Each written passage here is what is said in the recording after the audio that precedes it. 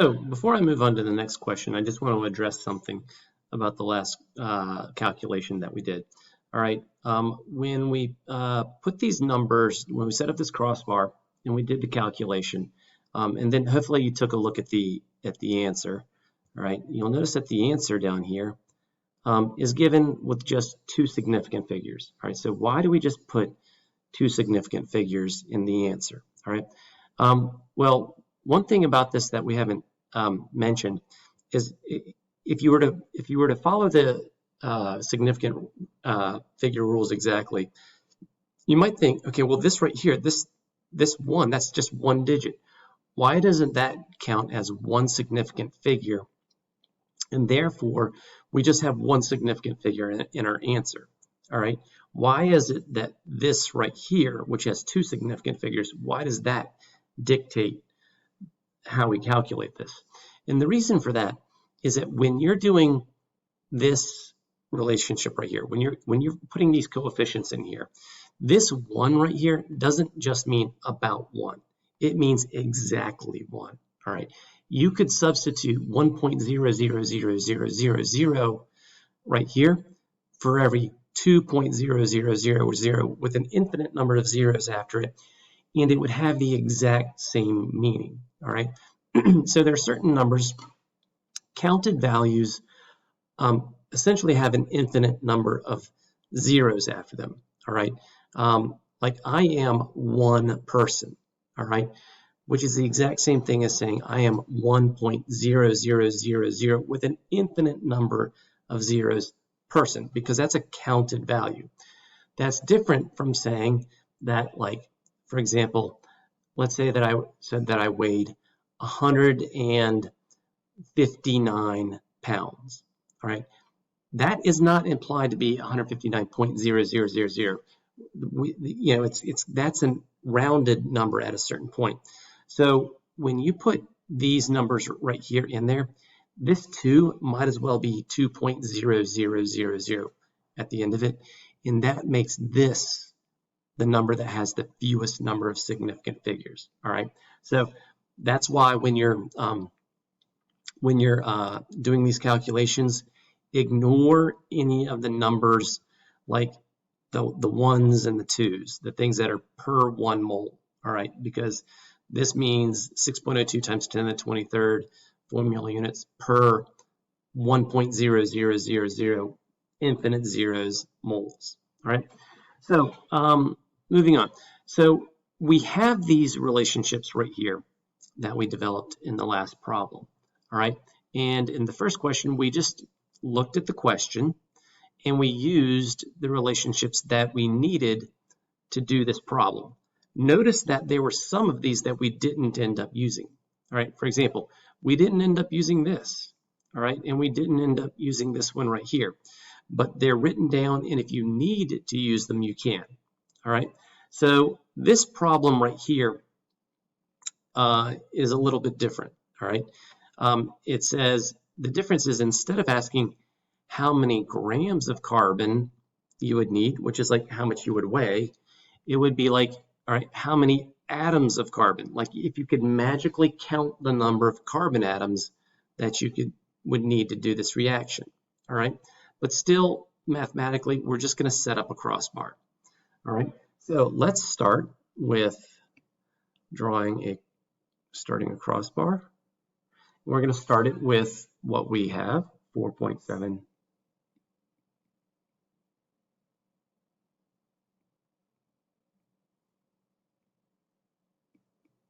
All right, and we want, again, when we're looking at this problem, it starts with tin oxide, which is the red chemical, and we're getting to something about carbon, which is the blue thing.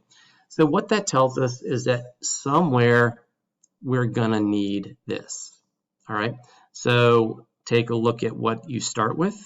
Can we use that right away?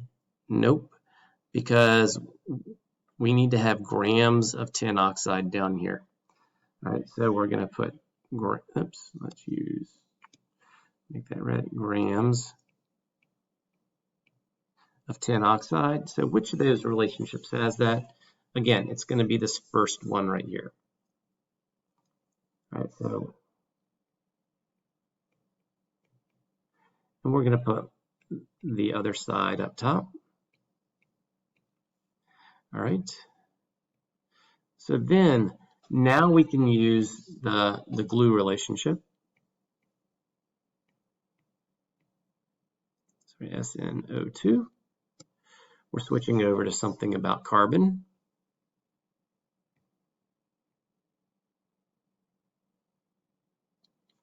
All right. And let's now focus our attention on, so again, the glue relationship, that's like the 50-yard line. You're halfway there. Now let's focus on how to get from here to the end. All right, so we need something to do with atoms of carbon. All right, so in the last problem we used this one right here because it was talking about grams of carbon, but this one asked for atoms of carbon. So this relationship right here is something that's going to get us there. All right, so let's take a look down here. We can put the 1 mole of carbon down there. So notice that we have to, let me zoom out a little bit. We have to flip this relationship because we need that mole of carbon to be diagonal. So the mole of carbon's got to be at the bottom here. So we're taking this guy right here and we're just flipping it upside down. All right, that's going to put 6.02 times 10 to the 23rd atoms of carbon up there, and we would be done because the thing that's in the upper right of our crossbar is exactly the thing that the question is asking us to solve. So what do we put into our calculator? We're going to put 4.7 times, and you can ignore the ones, times 2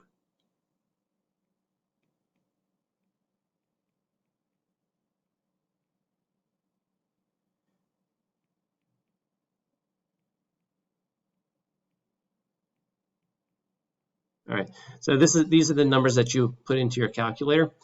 And in terms of the number of sig figs, all right, remember this 2 right here would be, you can ignore it as far as sig figs are concerned because it would be considered to have 0.000 after it.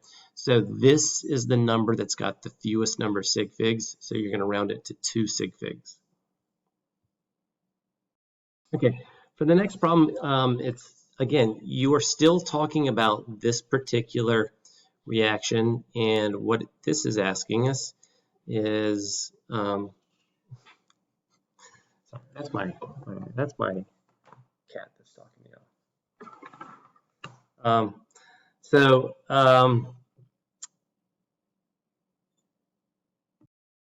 the difference here is instead of this one starting us with a certain amount of the tin oxide, which is the one that was on the left up here, it's going to start us with a certain amount of this and ask us how much of the other chemical we would need. All right, so we are going to start with the 27 grams of carbon. All right, we know that we need grams of carbon to be right here. All right, so let me zoom out a little bit here. All right, so we're just going to use this relationship right here because that puts grams of carbon on the bottom. We can now use the this relationship right here, this glue relationship. And notice this time we put it in exactly the way it's drawn here because we need the moles of carbon to be down on the bottom. All right, that puts the moles of tin oxide up top. And then we look over here and we know that we need to get to, we're talking about mass, which is grams. So I see grams of tin oxide right here. So this is the relationship that we need. And when we put it in the crossbar, we flip it upside down. And because that's what is needed to put moles of tin oxide right there. All right. So in terms of what you need to put into your calculator here, it's going to be 27. We can forget about these ones because that doesn't, multiplying by ones doesn't change anything, times 150.71 divided by 12.01 divided by 2. All right, so one of the easiest ways to do this is just do everything on the top where you separate things with multiplication, and anything that's on the bottom, you just press the divide by button in front of. All right, so if you put the sequence exactly like this into your calculator, you should get the correct answer. All right, how many sig figs? Well, this would have an infinite number, and so what's got the fewest number of sig figs? This does right here, so there should be 2 sig figs in your answer. All right, one last problem. All right, for this last problem, we're going to start with this in the beginning. All right, we now know that we need to have formula units of SnO2 down here. All right, that would now use this particular relationship. All right, put that in. We now can use the glue relationship so that we're moving towards an answer that's in carbon, and it asks for mass of carbon. So we need to have the one that has the mass units, which are grams. So we put that in. You guys should know how to put this into your calculator. I want to remind you of one thing. When you're putting numbers in your calculator, if you're just doing it as a string of numbers, since this is on the bottom, remember to either put this entire thing in parentheses, or another way you can do that is just when you get to this, you do divided by 6.02, and then hit divide by again, and do 10 to the 23rd. And that's because this right here, even though this says times, these are numbers that are in the denominator. All right, so hopefully that makes sense. In terms of sig figs, notice that the answer given for these problems all have 3 sig figs, and that's because this particular problem would have 3 sig figs. That's the thing that has the fewest number of sig figs in all the problems. All right, remember these have an infinite number of sig figs. All right, so go ahead and try the next problem. So in the next problem, we're switching to a new reaction. All right, but all the rules still apply. All right, go ahead, balance it first. Figure out what the coefficients are going to be here. All right, create a glue relationship from your balanced problems. Draw the molar masses for these things underneath the chemicals. All right, come up with your 2 relationships having to do with zinc. Come up with your 2 relationships having to do with silver nitrate over here. All right, and once you do that, you're set up to do your problem. All right, so practice that, and hopefully that will you will be successful with that.